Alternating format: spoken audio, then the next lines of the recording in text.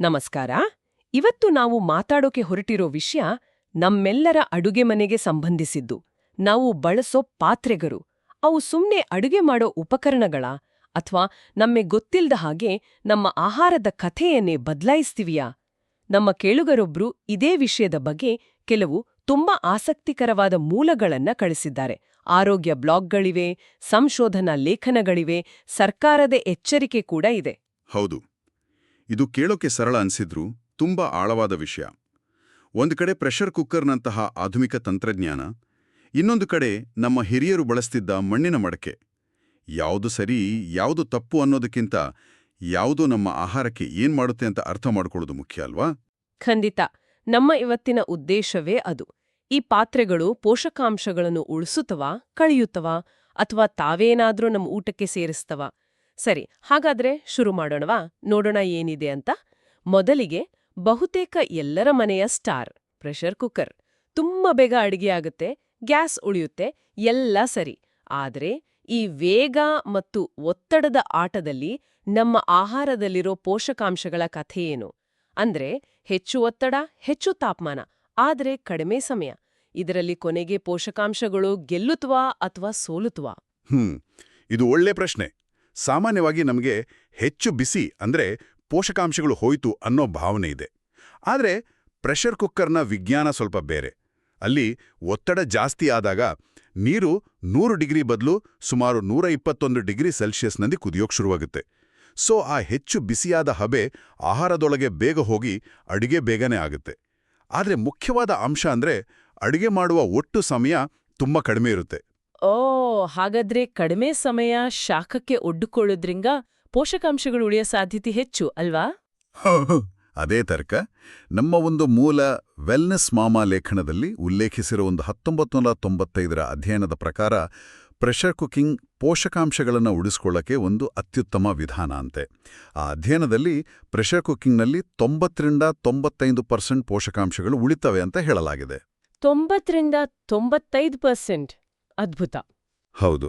ಅದನ್ನೇ ಬೇರೆ ವಿಧಾನಗಳಿಗೆ ಹೋಲಿಸಿದ್ರೆ, ಈಗ ನೋಡಿ, ಕುದಿಸೋದು ಅಂದ್ರೆ ಬಾಯ್ಲಿಂಗ್, ಅದರಲ್ಲಿ ಕೇವಲ 40-75% ಮಾತ್ರ ಉಳಿಯುತ್ತೆ. ಒಂದ್ ನಿಮಿಷ. ಇಲ್ಲಿ ನನಗೆ ಸ್ವಲ್ಪ ಗೊಂದಲ ಆಗ್ತಿದೆ.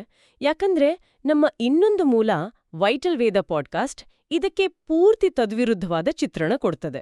ಅವರ ಪ್ರಕಾರ ಒಂದು ಅಧ್ಯಯನದಲ್ಲಿ ತೊಗರಿಬೇಳೆಯನ್ನ ಪ್ರೆಷರ್ ಕುಕ್ಕರ್ನಲ್ಲಿ ಬೇಯಿಸಿದಾಗ ಕೇವಲ 28-30% ಪೋಷಕಾಂಶಗಳು ಮಾತ್ರ ಉಳಿದಿದ್ವು. ಇದು ಹೇಗೆ ಸಾಧ್ಯ? ಒಂದ್ ಕಡೆ 95%, ಇನ್ನೊಂದ್ ಕಡೆ 30%. ಯಾವುದು ಸರಿ? ಇದು ಗೊಂದಲ ಅಂಬೋದು ಸಹಜ. ಇಲ್ಲಿಯೇ ನಾವು ವಿಷಯದ ಸೂಕ್ಷ್ಮತೆಯನ್ನ ಅರ್ಥ ಮಾಡ್ಕೊಳ್ಬೇಕು. ಈ ವ್ಯತ್ಯಾಸಕ್ಕೆ 2 ಮುಖ್ಯ ಕಾರಣ ಇದೆ. ಮೊದಲನೇದು ಮತ್ತು ತುಂಬಾ ಮುಖ್ಯವಾದದ್ದು, ನೀರಿನಲ್ಲಿ ಕರಗುವ ವಿಟಮಿನ್ಗಳು ಅಂದ್ರೆ ವಿಟಮಿನ್ ಬಿ ಮತ್ತು ಸಿ, ಅವು ಬೇಯಿಸುವಾಗ ಆಹಾರದಿಂದ ನೀರಿಗೆ ವರ್ಗಾವಣೆ ಆಗ್ತವೆ. ಓ, ಅಂದ್ರೆ ಅವು ನಾಶ ಆಗಿರಲ್ಲ? ಇಲ್ಲ, ನಾಶ ಆಗಿರಲ್ಲ. ಅವು ಸುಮ್ಮನೆ ತಮ್ಮ ಮನೆಯನ್ನ ಬದಲಾಯಿಸಿರ್ತವೆ ಅಷ್ಟೇ. ಅರೆ, ಹಾಗಾದ್ರೆ ಇಷ್ಟು ದಿನ ನಾವು ಬೇಳೆ ಬೇಯಿಸಿದ ನೀರನ್ನ ಚೆಲ್ಲಿ ಬರೀ ನಾರನ್ನ ತಿಂತಾ ಇದ್ವಾ? ಇದು ದೊಡ್ಡ ತಪ್ಪು ತಿಳುವಳಿಕೆ ಆಗಿತ್ತು. ನಿಖರವಾಗಿ. ಸೊ ಇಲ್ಲಿ ನಿಜವಾದ ಕಳ್ಳ ಪ್ರೆಷರ್ ಕುಕ್ಕರ್ ಅಲ್ಲ, ನಾವು ಆ ನೀರನ್ನ ಚೆಲ್ಲೋ ಅಭ್ಯಾಸ. ಆ ನೀರಿನಲ್ಲಿ ಬಹುತೇಕ ಸತ್ವ ಇರುತ್ತೆ. ಅದನ್ನ ಸಾರು, ಸಾಂಬಾರ್ ಅಥವಾ ಸೂಪ್ಗೆ ಬಳಸಿದ್ರೆ ಆ 30% ಅನ್ನೋ ಲೆಕ್ಕವೇ ಬದಲಾಗುತ್ತೆ. ಸರಿ, ಇದು ಒಂದು ಕಾರಣ ಆಯ್ತು. ಇನ್ನೊಂದು ಕಾರಣ ಏನು? ಎರಡನೇದಾಗಿ, ಪ್ರೆಷರ್ ಕುಕ್ಕಿಂಗ್ನ ಇನ್ನೊಂದು ದೊಡ್ಡ ಪ್ರಯೋಜನ ಇದೆ. ಧಾನ್ಯಗಳು ಮತ್ತೆ ಕಾಳುಗಳಲ್ಲಿ ಆಂಟಿ ನ್ಯೂಟ್ರಿಯೆಂಟ್ಸ್ ಅಂತ ಕೆಲವು ಅಂಶಗಳಿರ್ತವೆ. ಆಂಟಿ ನ್ಯೂಟ್ರಿಯೆಂಟ್ಸ್ ಅಂದ್ರೆ? ಪೋಷಕಾಂಶಗಳ ವಿರೋಧಿಗಳ. ಹೌದು, ಒಂದು ರೀತಿಯಲ್ಲಿ ಹಾಗೇನೆ. ಈ ಆಂಟಿ ನ್ಯೂಟ್ರಿಯೆಂಟ್ಸ್ ಅನ್ನೋವು ಆಹಾರದಲ್ಲಿರೋ ಪುಟ್ಟ ಕಾವಲುಗಾರರಿದ್ದ ಹಾಗೆ. ಅವು ನಮ್ಮ ದೇಹ ವಿಟಮಿನ್ ಮತ್ತು ಖನಿಜಗಳನ್ನ ಹೀರಿಕೊಳ್ಳದ ಹಾಗೆ ತಡೀತವೆ. ಪ್ರೆಷರ್ ಕುಕ್ಕಿಂಗ್ನ ಅಧಿಕ ತಾಪಮಾನ ಮತ್ತು ಒತ್ತಡ ಈ ಕಾವಲುಗಾರರನ್ನ ನಿಶ್ಶಸ್ತ್ರಗೊಳಿಸುತ್ತೆ. ಇದರಿಂದ ಆಹಾರದಲ್ಲಿರೋ ಪೋಷಕಾಂಶಗಳು ನಮ್ಗೆ ಹೆಚ್ಚು ಸುಲಭವಾಗಿ ಸಿಗ್ತವೆ. ಓ, ಹಾಗಾದ್ರೆ ಕುಕ್ಕರ್ ಪೋಷಕಾಂಶಗಳನ್ನ ನಮ್ಗೆ ಲಭ್ಯವಾಗುವಂತೆ ಮಾಡೋಕ್ಕೂ ಸಹಾಯ ಮಾಡುತ್ತೆ. ಸರಿ, ಇದು ಆಧುನಿಕ ತಂತ್ರಜ್ಞಾನದ ಕಥೆಯಾಯಿತು. ಹಾಗಾದ್ರೆ ನಮ್ಮ ಹಿರಿಯರು ಬಳಸ್ತಿದ್ದ ಆ ಸಾಂಪ್ರದಾಯಿಕ ಮಣ್ಣಿನ ಪಾತ್ರೆಗಳು, ವೈಟಲ್ ವೇದಂ ಮೂಲದಲ್ಲಿ ಇವುಗಳನ್ನ ಜೀವಂತ ವಸ್ತುಗಳು ಅಂತ ಕರೀತಾರ. ಇದು ಕೇಳೋಕೆ ಕಾವ್ಯಾತ್ಮಕವಾಗಿದೆ. ಇದರ ಅರ್ಥವೇನು? ಆ ಪದದ ಹಿಂದೆ ಒಂದು ಸುಂದರವಾದ ವಿಜ್ಞಾನ ಇದೆ. ಮಣ್ಣಿನ ಪಾತ್ರೆಗಳು ಸರಂಧ್ರ ಸ್ವರೂಪ, ಅಂದ್ರೆ ಪೋರಸ್ ಆಗಿರ್ತವೆ. ಅಂದ್ರೆ ಅವು ಉಸಿರಾಡ್ತವೆ. ಅವುಗಳಲ್ಲಿರೋ ಲಕ್ಷಾಂತರ ಸೂಕ್ಷ್ಮ ರಂಧ್ರಗಳಿಂದಾಗಿ ಶಾಖ ಮತ್ತು ತೇವಾಂಶ ಪಾತ್ರೆಯೊಳಗೆ ಒಂದೇ ಸಮನಾಗಿ ಹರಡುತ್ತೆ. ಇದರಿಂದ ಆಹಾರ ನಿಧಾನವಾಗಿ ಮತ್ತೆ ಸಮವಾಗಿ ಬೇಯುತ್ತೆ. ಇರ್ತಿತ್ತು. ಬಹುಶಃ ನೀವ್ ಹೇಳಿದ ಈ ವೈಜ್ಞಾನಿಕ ಕಾರಣಗಳೇ ಅದರ ಹಿಂದಿದ್ವೇನೋ. ಖಂಡಿತ. ಅದರ ರುಚಿಗೆ ಇನ್ನೊಂದು ಕಾರಣನೂ ಇದೆ. ಮಣ್ಣು ಕ್ಷಾರೀಯ ಗುಣ ಅಂದ್ರೆ ಆಲ್ಕಲೈನ್ ಪ್ರಾಪರ್ಟಿ ಹೊಂದಿದೆ. ನಾವು ಬಳಸೋ ಟೊಮ್ಯಾಟೊ, ಹುಣಸೆಹಣ್ಣು ಇವೆಲ್ಲ ಆಮ್ಲೀಯ ಗುಣ ಅಂದ್ರೆ ಆಸಿಡ್. ಮಣ್ಣಿನ ಪಾತ್ರೆ ಈ ಆಮ್ಲೀಯತೆಯನ್ನ ಬ್ಯಾಲೆನ್ಸ್ ಮಾಡಿ ರುಚಿಯನ್ನ ಮಧುರವಾಗಿಸುತ್ತೆ. ಇನ್ನು ಪೋಷಕಾಂಶಗಳ ವಿಷಯಕ್ಕೆ ಬಂದ್ರೆ ಮಣ್ಣಿನ ಪಾತ್ರೆ ದೂರ ಅತಿಗೆಂಪು ಅಂದ್ರೆ ಫಾರ್ ಇನ್ಫ್ರಾರೆಡ್ ಶಾಖವನ್ನ ಹೊರಸೂಸುತ್ತೆ. ದೂರ ಅತಿಗೆಂಪು ಶಾಖ ಅದು ಹೇಗೆ ಕೆಲಸ ಮಾಡುತ್ತೆ? ಈಗ ನೋಡಿ, ಸ್ಟೋವ್ ಮೇಲಿನ ನೇರ ಬೆಂಕಿ ಆಹಾರವನ್ನ ಹೊರಗಿಂದ ಬೇಗ ಸುಡುತ್ತೆ. ಆದರೆ ಈ ದೂರ ಅತಿಗೆಂಪು ಶಾಖ ಸೂರ್ಯನ ಸೌಮ್ಯವಾದ ಕಿರಣಗಳ ಹಾಗೆ ಆಹಾರದ ಒಳಹೊಕ್ಕು ನಿಧಾನವಾಗಿ ಬೇಯಿಸುತ್ತೆ. ಇದು ಆಹಾರದ ನೀರಿನಾಂಶವನ್ನ ಹಾಗೆ ಉಳಿಸ್ಕೊಂಡು ಒಳಗಿನ ಸೂಕ್ಷ್ಮ ಪೋಷಕಾಂಶಗಳಿಗೆ ಹಾನಿಯಾಗದಂತೆ ನೋಡ್ಕೊಡುತ್ತೆ. ನಾವು ಆಗ್ಲೇ ಮಾತಾಡಿದ ತೊಗರಿಬೇಳೆ ಉದಾಹರಣೆಗೆ ಬಂದ್ರೆ ಮಣ್ಣಿನ ಪಾತ್ರೆಯಲ್ಲಿ ಫಲಿತಾಂಶ ಹೇಗಿತ್ತು? ಅದೇ ಅಧ್ಯಯನದಲ್ಲಿ ಮಣ್ಣಿನ ಪಾತ್ರೆಯಲ್ಲಿ ತೊಗರಿಬೇಳೆಯನ್ನ ಬೇಯಿಸಿದಾಗ 98ರಿಂದ 100% ಪೋಷಕಾಂಶಗಳು ಉಳಿದಿದ್ದವು. 100ಕ್ಕೆ 100%ವೇ? ಇದು ನಂಬೋಕೆ ಸ್ವಲ್ಪ ಕಷ್ಟ ಆಗ್ತಿದೆ ಅಂದ್ರೆ ಇದು ಯಾವುದೋ ಆದರ್ಶ ಪರಿಸ್ಥಿತಿಯಲ್ಲಿ ಲ್ಯಾಬ್ನಲ್ಲಿ ಸಿಕ್ಕ ರಿಸಲ್ಟ್ ಇರ್ಬೋದಾ? ನೀವು ಕೇಳಿದ್ದು ಸರಿಯಾದ ಪ್ರಶ್ನೆ. ಇದು ಪ್ರಯೋಗಾಲಯದ ನಿಯಂತ್ರಿತ ಪರಿಸ್ಥಿತಿಗಳಲ್ಲಿ ನಡೆಸಿದ ಅಧ್ಯಯನ. ನಮ್ಮ ಮನೆಗಳಲ್ಲಿ 100ಕ್ಕೆ 100 ಸಿಗದೇ ಇರಬಹುದು, ಆದರೆ ಇದು ನಮಗೆ ಒಂದು ಪ್ರಮುಖ ಸಿದ್ಧಾಂತವನ್ನ ಹೇಳುತ್ತೆ. ನಿಧಾನವಾದ, ಸೌಮ್ಯವಾದ ಅಡಿಗೆ ಪೋಷಕಾಂಶಗಳಿಗೆ ಹೆಚ್ಚು ಹಾನಿ ಮಾಡಲ್ಲ. ಅಷ್ಟೇ ಅಲ್ಲ, ಮಣ್ಣಿನಲ್ಲಿ ನೈಸರ್ಗಿಕವಾಗಿರೋ ಕ್ಯಾಲ್ಶಿಯಂ, ಕಬ್ಬಿಣ, ಮೆಗ್ನೀಷಿಯಂನಂಥ ಖನಿಜಗಳು ಅಡಿಗೆ ಮಾಡುವಾಗ ನಿಧಾನವಾಗಿ ಆಹಾರಕ್ಕೆ ಸೇರ್ಕೊಳ್ತವೆ. ಇದು ಒಂದು ರೀತಿ ನ್ಯಾಚುರಲ್ ಸಪ್ಲಿಮೆಂಟ್ ಇದ್ದಾಗೆ. ಕೇಳೋಕೆ ಅದ್ಭುತವಾಗಿದೆ. ಆದ್ರೆ ಇವುಗಳನ್ನ ಬಳಸೋದೇ ಒಂದು ದೊಡ್ಡ ಪ್ರೊಸೆಸ್ ಅನ್ಸುತ್ತಲ್ಲ. ಈ ಸೀಸನಿಂಗ್ ಅಥವಾ ಹದಗೊಳಿಸೋದು ಅಂದ್ರೇನು? ಅದಕ್ಕೆ ಸ್ವಲ್ಪ ತಯಾರಿ ಬೇಕು, ನಿಜ. ಆದರೆ ಅದೊಂದು ದೊಡ್ಡ ಕೆಲಸವಲ್ಲ. ಮೂಲತಃ ನಾವು ಮಣ್ಣಿನ ಸೂಕ್ಷ್ಮ ರಂಧ್ರಗಳನ್ನ ಎಣ್ಣೆಯಿಂದ ಮುಚ್ಚುತ್ತೇವೆ, ಅದನ್ನ ಗಟ್ಟಿಗೊಳಿಸ್ತೀವಿ.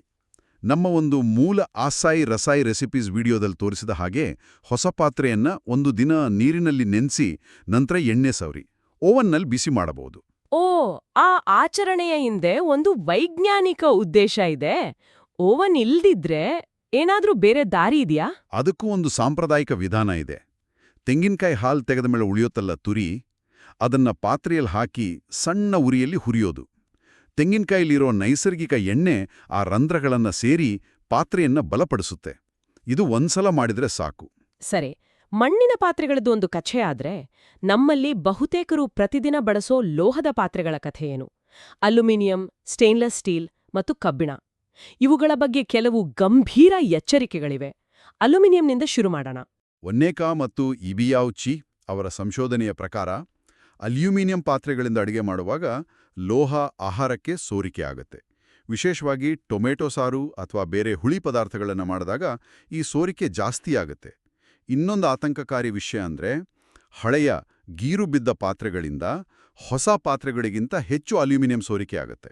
ಹಾಗೆ ಸ್ಟೇನ್ಲೆಸ್ ಸ್ಟೀಲ್ ಬಗ್ಗೆ ಏನ್ ಹೇಳ್ಬೋದು? ಅದನ್ನ ಸಾಮಾನ್ಯವಾಗಿ ಸುರಕ್ಷಿತ ಅಂತ ಅನ್ಕೋತೀವಲ್ಲ. ಸ್ಟೇನ್ಲೆಸ್ ಸ್ಟೀಲ್ ಅನ್ನೋದೊಂದು ಮಿಶ್ರಲೋಹ. ಇದರಲ್ಲಿ ಕಬ್ಬಿಣದ ಜೊತೆ ಕ್ರೋಮಿಯಂ ಮತ್ತು ನಿಕೆಲ್ ಇರುತ್ತೆ. ಅದೇ ಸಂಶೋಧನೆಯ ಪ್ರಕಾರ ಹಳೆಯ ಸ್ಟೇನ್ಲೆಸ್ ಸ್ಟೀಲ್ ಪಾತ್ರೆಗಳಿಂದ ನಿಕೆಲ್ ಹೆಚ್ಚು ಸೋರಿಕೆಯಾಗೋದು ಕಂಡುಬಂದಿದೆ. ನಿಕೆಲ್ ಕೆಲವರಿಗೆ ಅಲರ್ಜಿ ಉಂಟು ಮಾಡ್ಬೋದು. ಇಲ್ಲೂ ಕೂಡ ಪಾತ್ರೆಯ ಸ್ಥಿತಿ ಅಂದ್ರೆ ಕಂಡೀಷನ್ ಮುಖ್ಯ. ಈಗ ಕಬ್ಬಿಣದ ಪಾತ್ರೆಗಳ ಬಗ್ಗೆ ಮಾತಾಡೋಣ. ಕಬ್ಬಿಣದ ಪಾತ್ರೆಯಲ್ಲಿ ಅಡುಗೆ ಮಾಡಿದ್ರೆ ದೇಹಕ್ಕೆ ಕಬ್ಬಿಣಾಂಶ ಸಿಗುತ್ತೆ ಅಂತ ನಮ್ಮಮ್ಮ, ಅಜ್ಜಿ ಎಲ್ಲರೂ ಹೇಳ್ತಿದ್ರು. ಆದ್ರೆ ಈ ಸಂಶೋಧನೆ ಒಂದು ಆಶ್ಚರ್ಯ ವಿಷಯ ಹೇಳುತ್ತೆ. ಹೌದು, ಇದು ಬಹಳಷ್ಟು ಜನರಿಗೆ ಆಶ್ಚರ್ಯ ತರಿಸಬಹುದು. ಕಬ್ಬಿಣದ ಪಾತ್ರೆಯಿಂದ ಆಹಾರಕ್ಕೆ ಕಬ್ಬಿಣ ಸೋರಿಕೆ ಆಗುತ್ತೆ ಅನ್ನೋದು ಸತ್ಯ. ಆದರೆ ಆ ಕಬ್ಬಿಣ ಫೆರಿಕ್ ಅಂದ್ರೆ F3+ ರೂಪದಲ್ಲಿರುತ್ತೆ. ನಮ್ಮ ದೇಹ ಸುಲಭವಾಗಿ ಹೀರಿಕೊಳ್ಳೋದು ಪಾಲಕ್ ಸೊಪ್ಪಿನಲ್ಲಿರೋ ಫೆರಸ್ ಅಂದ್ರೆ F2+ ರೂಪದ ಕಬ್ಬಿಣವನ್ನ. ಒಂದು ನಿಮಿಷ, ಅಂದ್ರೆ ಪಾತ್ರೆಯಿಂದ ಸಿಗೋ ಕಬ್ಬಿಣ ಬೇರೆನಾ? ನಮ್ಮ ದೇಹಕ್ಕೆ ಬೇಕಾಗಿರೋದು ಬೇರೆ ರೂಪದ್ದ? ನಾವ್ ಅನ್ಕೊಂಡಿದ್ದ ಪ್ರಯೋಜನ ಆ ರೂಪದಲ್ಲಿ ಸಿಗಲ್ವಾ? ನಿಖರವಾಗಿ ದೇಹಕ್ಕೆ ಫೆರಿಕ್ ಕಬ್ಬಿಣವನ್ನ ಹೀರಿಕೊಳ್ಳೋದು ಬಹಳ ಕಷ್ಟ. ಹಾಗಾಗಿ ದೇಹ ಅದನ್ನ ಒಂದು ಭಾರವಾದ ಲೋಹದ ಹಾಗೆ ನೋಡಿ ಅದನ್ನು ಹೊರಹಾಕೋಕೆ ಪ್ರಯತ್ನಿಸುತ್ತೆ. ಅದು ಹೆಚ್ಚಾದಾಗ ಯಕೃತ್ತು ಮತ್ತು ಮೂತ್ರಪಿಂಡಗಳಲ್ಲಿ ಶೇಖರವಾಗುವ ಸಾಧ್ಯತೆ ಇರುತ್ತೆ ಅಂತ ಸಂಶೋಧನೆ ಹೇಳುತ್ತೆ. ಇದು ನಿಜಕ್ಕೂ ಆಘಾತಕಾರಿ ವಿಷಯ. ಇದಲ್ಲದೆ ಇನ್ನೊಂದು, ತುಂಬಾ ಸೀರಿಯಸ್ ಆದ ಅಪಾಯದ ಬಗ್ಗೆಯೂ ನಮ್ಮ ಮೂಲಗಳಲ್ಲಿ ಎಚ್ಚರಿಕೆ ಇದೆ. ಇದು ಕೇಳಿ ನನಗೆ ಭಯವಾಯ್ತು. ಹೌದು, ಇದು ಅತ್ಯಂತ ಗಂಭೀರವಾದದ್ದು. ಅಮೆರಿಕಾದ FDA ನೀಡಿದ ಎಚ್ಚರಿಕೆ ಇದು. ಕೆಲವು ಸಾಂಪ್ರದಾಯಿಕ ಪಿಂಗಾಣಿ ಮತ್ತು ಮಣ್ಣಿನ ಪಾತ್ರೆಗಳಿಗೆ ಹೊಳಪು ಕೊಡೋಕೆ ಬಳಸೋ ಲೇಪನ ಅಂದ್ರೆ ಗ್ಲೇಸ್, ಅದರಲ್ಲಿ ಸೀಸ ಅಥವಾ ಲೆಡ್ ಬಳಸಿರ್ತಾರೆ. ಪಾತ್ರೆಯನ್ನ ತಯಾರಿಸುವಾಗ ಸರಿಯಾದ ತಾಪಮಾನದಲ್ಲಿ ಸುಡಿದಿದ್ರೆ ಈ ಸೀಸ ಆ ಲೇಪನದಲ್ಲಿ ಸರಿಯಾಗಿ ಬಂಧಿಸಲ್ಪಡುವುದಿಲ್ಲ. ಅಂದ್ರೆ ಅಂಥ ಪಾತ್ರೆಗಳಲ್ಲಿ ಅಡಿಗೆ ಮಾಡಿದ್ರೆ ಅಥವಾ ಚಹಾ ಕುಡಿದ್ರೆ ಏನಾಗುತ್ತೆ? ಅಂತಹ ಪಾತ್ರೆಗಳಲ್ಲಿ ಆಹಾರ, ವಿಶೇಷವಾಗಿ ನಿಂಬೆರಸ, ಕಾಫಿ, ಟೊಮೆಟೊದಂಥ ಆಮ್ಲೀಯ ಪದಾರ್ಥಗಳನ್ನು ಹಾಕಿದಾಗ ಆ ಸೀಸ ಆಹಾರಕ್ಕೆ ಸೇರ್ಕೊಂಡು ವಿಷಕಾರಿಯಾಗಬಹುದು. ಇದನ್ನೇ ಸೀಸದ ವಿಷತ್ವ ಅಥವಾ ಲೆಡ್ ಪಾಯ್ಸನಿಂಗ್ ಅನ್ನೋದು. ಇದು ಮಕ್ಕಳಲ್ಲಿ ಬಹಳ ಅಪಾಯಕಾರಿ. ಅವರ ಮೆದುಳಿನ ಬೆಳವಣಿಗೆ ಮೇಲೆ ಪರಿಣಾಮ ಬೀರಿ ಕಲಿಕಾ ನ್ಯೂನತೆಗಳೇ ಕಾರಣವಾಗಬಹುದು. ಇದು ಭಯಾನಕವಾಗಿದೆ. ಹಾಗಾದ್ರೆ ಇಂಥ ಅಪಾಯಕಾರಿ ಪಾತ್ರೆಗಳನ್ನು ಗುರುತಿಸೋದು ಹೇಗೆ? ಖರೀದಿಸುವಾಗ ನಾವು ಹೇಗೆ ಎಚ್ಚರಿಕೆ ವಹಿಸಬೇಕು? FDA ಪ್ರಕಾರ ಕೈಯಿಂದ ಮಾಡಿದ ಪುರಾತನ ಅಥವಾ ಗಾಢ ಬಣ್ಣದ, ವಿಶೇಷವಾಗಿ ಕಿತ್ತಳೆ, ಕೆಂಪು, ಹಳದಿ ಬಣ್ಣದ ಲೇಪನವಿರೋ ಪಾತ್ರೆಗಳಲ್ಲಿ ಈ ಅಪಾಯ ಹೆಚ್ಚು. ಕೆಲವೊಮ್ಮೆ ಲೀಡ್ ಫ್ರೀ ಅಂತ ಬರೆದಿದ್ರೂ ಅವುಗಳನ್ನು ಹಳೆಯ ಕುಲುಮೆಗಳಲ್ಲಿ ತಯಾರಿಸಿದ್ರೆ ಸೀಸದ ಮಾಲಿನ್ಯ ಆಗೋ ಸಾಧ್ಯತೆ ಇರುತ್ತೆ. ಹಾಗಾಗಿ ಅಂತಹ ಪಾತ್ರೆಗಳನ್ನು ಊಟಕ್ಕೆ ಬಳಸೋ ಬದಲು ಕೇವಲ ಅಲಂಕಾರಕ್ಕೆ ಇಡೋದು ಸೇಫ್. ಹಾಗಾದ್ರೆ ಇಷ್ಟೆಲ್ಲ ಕೇಳಿದ ಮೇಲೆ ಕೊನೆಗೇನ್ ಹೇಳೋದು? ಪ್ರೆಷರ್ ಕುಕ್ಕರಿಂದ ಹಿಡಿದು ಮಣ್ಣಿನ ಪಾತ್ರೆ, ಲೋಹದ ಸೋರಿಕೆ, ಸೀಸದ ಅಪಾಯ, ಅಂತಿಮವಾಗಿ ನಮ್ಮ ಕೇಳುಗರು ಯಾವ ನಿರ್ಧಾರಕ್ಕೆ ಬರಬೇಕು? ಇದರ ಸಾರಾಂಶ ಅಂದ್ರೆ ಯಾವುದೇ ಒಂದು ಪಾತ್ರೆ ಪರ್ಫೆಕ್ಟ್ ಅಂತ ಇಲ್ಲ. ಪ್ರತಿಯೊಂದಕ್ಕೂ ಅದರದೇ ಆದ ಅನುಕೂಲ, ಅನಾನುಕೂಲ ಇದೆ. ಪ್ರೆಷರ್ ಕುಕ್ಕರ್ ಸಮಯ ಉಳಿಸುತ್ತೆ, ಬೇಯಿಸಿದ ನೀರನ್ನು ಬಳಸಿದ್ರೆ ಪೋಷಕಾಂಶಗಳನ್ನು ಉಳಿಸುತ್ತೆ. ಮಣ್ಣಿನ ಪಾತ್ರೆಗಳು ರುಚಿ ಮತ್ತು ಪೋಷಕಾಂಶದ ವಿಷಯದಲ್ಲಿ ಅತ್ಯುತ್ತಮ, ಆದರೆ ಅವುಗಳ ನಿರ್ವಹಣೆಗೆ ಸ್ವಲ್ಪ ಶ್ರಮ ಬೇಕು. ಲೋಹದ ಪಾತ್ರೆಗಳ ಬಗ್ಗೆ ನಮ್ಮ ತೀರ್ಮಾನವೇನು? ಅವುಗಳನ್ನ ಸಂಪೂರ್ಣವಾಗಿ ಬಿಟ್ಟುಬಿಡಬೇಕಾ? ಖಂಡಿತ ಇಲ್ಲ. ಒಂದು ಸರಳ ನಿಯಮ ಇಟ್ಕೋಬಹುದು. ತಮ್ಮ ಮನೆಯಲ್ಲಿರೋ ಅಲ್ಯೂಮಿನಿಯಂ ಅಥವಾ ಸ್ಟೀಲ್ ಪಾತ್ರೆ ತುಂಬ ಹಳೇದಾಗಿದ್ರೆ, ಒಳಗೆ ಹೆಚ್ಚು ಗೀರು ಬಿದ್ದಿದ್ರೆ ಅದನ್ನ ಬದಲಾಯಿಸೋದೇ ಒಳ್ಳೆಯದು. ಮತ್ತೆ ಹೊಳಪಿನ ಲೇಪನವಿರೋ, ಅದರ ಮೂಲದ ಬಗ್ಗೆ ಖಚಿತವಿಲ್ಲದ ಸಾಂಪ್ರದಾಯಿಕ ಪಾತ್ರೆಗಳನ್ನ ಆಹಾರಕ್ಕಾಗಿ ಬಳಸದಿರೋದೇ ಉತ್ತಮ. ಜಾಗರೂಕತೆ ಮುಖ್ಯ. ಈ ಎಲ್ಲಾ ಮಾಹಿತಿಯನ್ನ ಒಟ್ಟಿಗೆ ನೋಡಿದಾಗ ನಾವು ಬಳಸೋ ಪಾತ್ರೆ ಅನ್ನೋದು ನಮ್ಮ ಆಹಾರದ ರಾಸಾಯನಿಕ ಸಂಯೋಜನೆನೇ ಬದಲಾಯಿಸಬಲ್ಲದು ಅಂತ ಸ್ಪಷ್ಟವಾಗುತ್ತೆ. ಈ ಚರ್ಚೆಯಲ್ಲಿ ಪಾತ್ರೆಯಿಂದ ಏನು ಹೊರಗೆ ಬರುತ್ತೆ, ಅಂದ್ರೆ ಆಹಾರಕ್ಕೆ ಏನು ಸೇರುತ್ತೆ ಅಂತ ನೋಡಿದ್ವಿ. ಆದ್ರೆ ಒಂದು ಕ್ಷಣ ಯೋಚನೆ ಮಾಡಿ, ಪಾತ್ರೆಯ ಒಳಗೇನು ಉಳಿಯುತ್ತೆ? ನಮ್ಮ ಮೂಲಗಳಲ್ಲಿ ಗಿಡಗಳ ಕುಂಡಗಳ ಮೇಲೆ ಖನಿಜ ಮತ್ತು ಲವಣ ಶೇಖರಣೆ ಆಗುತ್ತೆ ಅಂತ ಉಲ್ಲೇಖವಿದೆ. ಇದು ನನ್ನನ್ನು ಒಂದು ವಿಭಿನ್ನ ಆಲೋಚನೆಗೆ ದೂಡಿತು. ನಾವು ಮಣ್ಣಿನ ಅಥವಾ ಕಬ್ಬಿಣದ ಪಾತ್ರೆಗಳಲ್ಲಿ ಅಡಿಗೆ ಮಾಡಿದಾಗ ಪ್ರತಿ ಊಟದಿಂದ ಯಾವ ರುಚಿಗಳನ್ನ, ಯಾವ ಇತಿಹಾಸವನ್ನ ಆ ಪಾತ್ರೆಗಳು ಹೀರ್ಕೊಂಡು ಮುಂದಿನ ಅಡಿಗೆಗೆ ವರ್ಗಾಯಿಸುತ್ತವೆ. ಮತ್ತು ವರ್ಷಾನುಗಟ್ಲೆ ಈ ಪ್ರಕ್ರಿಯೆಯು ನಾವು ತಿನ್ನುವ ಆಹಾರವನ್ನ ಹೇಗೆ ಸೂಕ್ಷ್ಮವಾಗಿ ನಮಗೆ ಗೊತ್ತಿಲ್ಲದ ಹಾಗೆ ರೂಪಿಸುತ್ತಾ ಹೋಗ್ತದೆ.